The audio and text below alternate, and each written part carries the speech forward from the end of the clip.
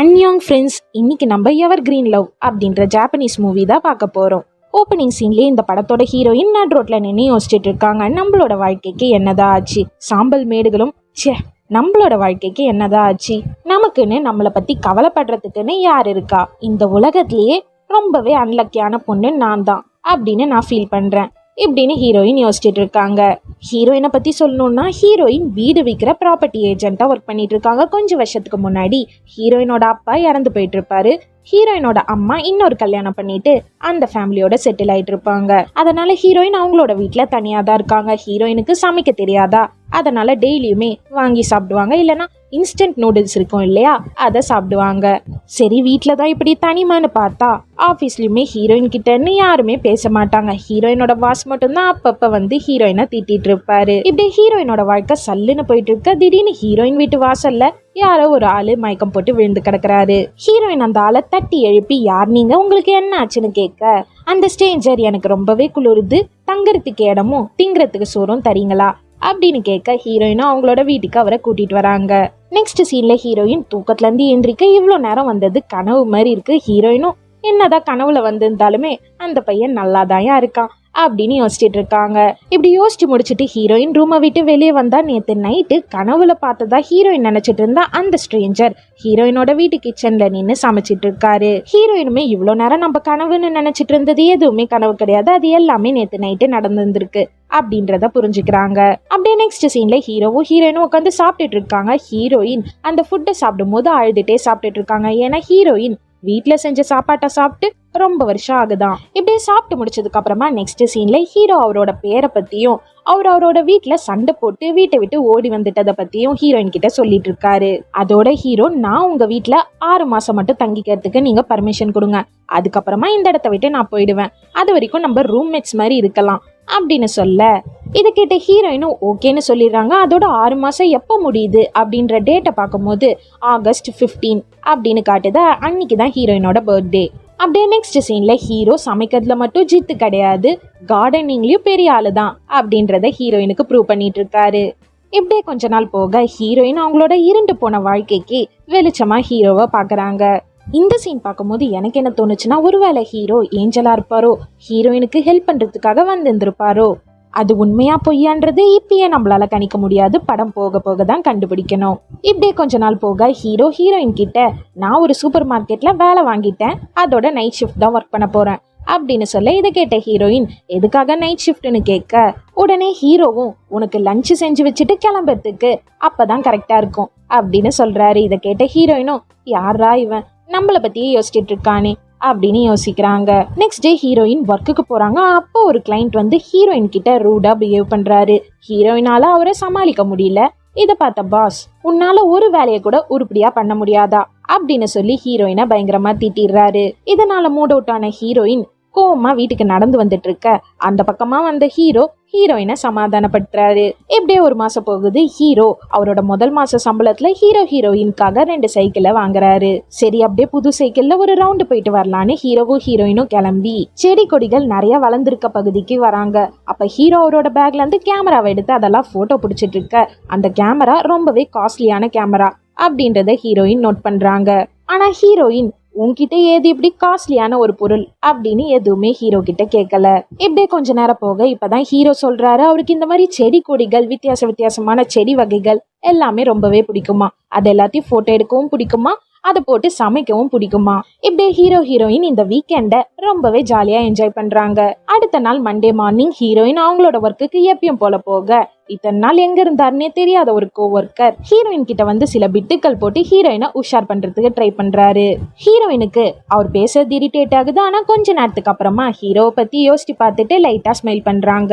இப்படியே நாட்கள் ஓட ஆரம்பிக்குது. வீக் டேஸ்ல வேலைக்கு போறதும், வீக்கெண்ட்ஸ்ல சைக்கிள் எடுத்துட்டு செடி கொடிகளை தேடி போறதுமே ஹீரோ ஹீரோயினோட வழக்கமா ஆகிடுது. இதே போலதான் ஒரு வீக்கெண்ட் ஹீரோ வித்தியாசமான பூக்களை போட்டோ எடுத்துட்டு அந்த பூக்களோட நற்குணங்களை ஹீரோயின் கிட்ட சொல்லிட்டு இருக்காரு. கொஞ்ச நேரத்துக்கு அப்புறமா ஹீரோ பூவாலே கிரீடம், அதாவது ஃப்ளவர் கிரவுன் செஞ்சு ஹீரோயினுக்கு போட்டு விடுறாரு. இதனால ஹீரோயின் ரொம்பவே சந்தோஷப்படுறாங்க. அன்னைக்கு ஈவினிங் வீட்டுக்கு வரும்போது லைஃப் இதே மாதிரி எப்பயுமே இருந்துடாதா அப்படின்னு ஆசைப்படுறாங்க.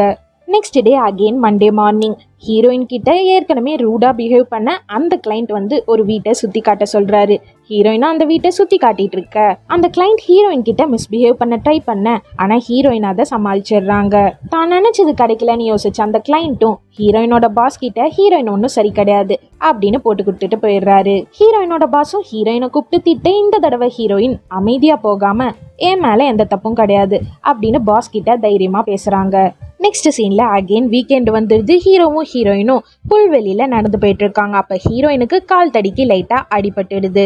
ஹீரோவும் டக்குன்னு அவரோட கர்ச்சீஃபை கொடுத்து உன்னோட காலில் ரத்தம் வர இடத்துல இதை வச்சுக்கோ அப்படின்னு சொல்ல ஹீரோயின் அந்த கர்ச்சீஃப் ரொம்பவே காஸ்ட்லியான கர்ச்சீஃப் அப்படின்றத நோட் பண்றாங்க. இதுக்கு மேலேயும் யோசிக்க வேணான்னு ஹீரோயின் ஹீரோ கிட்ட நீ யூஸ் பண்ற எல்லா பொருளுமே காஸ்ட்லி ஐட்டம்ஸா இருக்கே எப்படின்னு கேட்க, இது எதுவுமே என்னோடது கிடையாது, என் கூட ஒர்க் பண்ற என்னோட ஃப்ரெண்டோடது அப்படின்னு ஹீரோ சமாளிச்சிடுறாரு. நெக்ஸ்ட் டே ஹீரோயின் யார் அந்த பணக்கார ஃப்ரெண்டு ஹீரோக்கு, அதுவும் சூப்பர் மார்க்கெட்ல அப்படின்றத கண்டுபிடிக்க ஹீரோ ஒர்க் பண்ற இடத்துக்கே போயிடுறாங்க. அப்ப ஹீரோ அவரோட கோவர்க்கர் ஒரு பொண்ணு அவங்க கிட்ட க்ளோஸா பேசிட்டு இருக்கிறத பார்த்த ஹீரோயின் கடுப்பாகிறாங்க. அதனால கோச்சிட்டு ஹீரோயின் அந்த இடத்த விட்டு போக ஹீரோயின் அங்கிருந்து போகிறத ஹீரோ பார்த்துடுறாரு. அதனால ஹீரோயின் பின்னாடியே வந்து என்னாச்சுன்னு கேட்க, உடனே ஹீரோயினும் யார் அந்த பொண்ணு ரொம்பவே க்ளோஸா அப்படின்னு கேட்க ஹீரோவும் அதெல்லாம் எதுவும் இல்லைன்னு சொல்ல ஹீரோயின் அதை புரிஞ்சுக்கிற நிலைமையில இல்ல. ஹீரோ சொல்ற எதையுமே காதுல வாங்காம கோச்சிட்டு வீட்டுக்கு வந்துடுறாங்க. இப்படியே நெக்ஸ்ட் சீன்ல ஹீரோயின் எப்பயும் போல ஒர்க்குக்கு போயிட்டு வீட்டுக்கு கிளம்புறாங்க. அப்ப ஹீரோயினோட கோவர்க்கரும் ஹீரோயின் கூடவே வராரு. அவரும் வாய்க்கு வந்த கதையெல்லாம் சொல்லிட்டு ஹீரோயின் கூடவே ஹீரோயினோட ஸ்டாப்பிங்க்கு வந்துடுறாரு. பார்த்தா அந்த இடத்துல ஹீரோ ஹீரோயின்காக வெயிட் பண்ணிட்டு இருக்காரு. இப்போ ஜலசாகத்துக்கு ஹீரோவோட டர்ன். ஹீரோ அந்த கோவர்க்கரை பார்த்து கடுப்பாகிட்டு வீட்டுக்கு வந்ததுக்கு அப்புறமா ஹீரோயின் கிட்ட யார் அவன், அவனுக்கு என்ன சம்பந்தம் அப்படின்னு கேட்டுட்டு இருக்காரு. ஹீரோயினும் அவர் வெறும் கோவர்க்கர் தான் எக்ஸ்பிளைன் பண்ணிட்டு டக்குன்னு ஹீரோவை லவ் பண்ற விஷயத்த சொல்லிடுறாங்க. ஹீரோயினும் ஐயோ ஃப்ளோல இப்படி வளரிட்டோமேன்னு யோசிச்சுட்டு இருக்க டக்குன்னு ஹீரோவும் நானும் உன்னை லவ் பண்றேன் அப்படின்னு சொல்லிட்டு ஹீரோயினை கிஸ் பண்றாரு. இப்படியே கொஞ்ச நாள் போக இப்ப ஹீரோவும் ஹீரோயினும் வெறும் ரூம்மேட்ஸ் கிடையாது, அவங்க லவ்வர்ஸ். அதனால ஹீரோவும் ஹீரோயினும் முன்ன விட இப்ப க்ளோஸ் ஆகிடுறாங்க. ஒரு நாள் ஹீரோயின் ஒரு ஃபேமஸான இக்கபானா ஆர்டிஸ்டோட எக்ஸிபிஷனுக்கு என்கிட்ட 2 டிக்கெட்ஸ் இருக்கு, நம்ம போலாம் அப்படின்னு ஹீரோவை இன்வைட் பண்றாங்க. இதுல இந்த இக்கபானா ஆர்டிஸ்ட் அப்படின்னா என்னன்னு பாத்தீங்கன்னா வகை வகையா கலரான பூக்கள் செடிகளை அழகா அடுக்கி வச்சு எக்ஸிபிஷன் மாதிரி காட்டுவாங்க. அதை அடுக்கி வைக்கிறதுக்கே நிறைய ரூல்ஸ் இருக்கான். அதை ஃபாலோ பண்ணி கரெக்டாக செய்கிறவங்கள தான் இக்கபானா ஆர்டிஸ்ட் அப்படின்னு ஜாப்பனீஸில் சொல்லுவாங்க. இப்போ ஹீரோயின் அந்த ஃபேமஸான ஆர்டிஸ்ட் ரயானோட எக்ஸிபிஷனுக்கு ஹீரோவை இன்வைட் பண்ண, ஆனால் ஹீரோ எனக்கு அந்த மாதிரி எக்ஸிபிஷன்ஸ்லலாம் எந்த இன்ட்ரெஸ்ட்டும் கிடையாது, ஜாலியாக வெளியே போய் பூக்களை பார்க்க தான் எனக்கு பிடிக்குமே தவிர இந்த மாதிரி எக்ஸிபிஷனில் பார்க்க எனக்கு பிடிக்காது அப்படின்னு சொல்லிடுறாரு. இப்படியே கண்ணை திறக்கிறதுக்குள்ள 6 மாதம் ஓடிடுது. இன்னைக்கு ஹீரோயினோட பர்த்டே. ஹீரோயின் ஒர்க் முடிச்சுட்டு வீட்டுக்கு வராங்க. ஹீரோ ஹீரோயினுக்காக வீட்டை டெக்கரேட் பண்ணி அவரோட கையாலேயே கேக் செஞ்சு ஹீரோயினுக்கு பிரசன்ட் பண்றாரு. அதோட ஹீரோயினுக்கு மூலிகை செடியின் நற்குணங்கள் அப்படின்னு ஒரு புக்கையும் கிஃப்ட் பண்றாரு.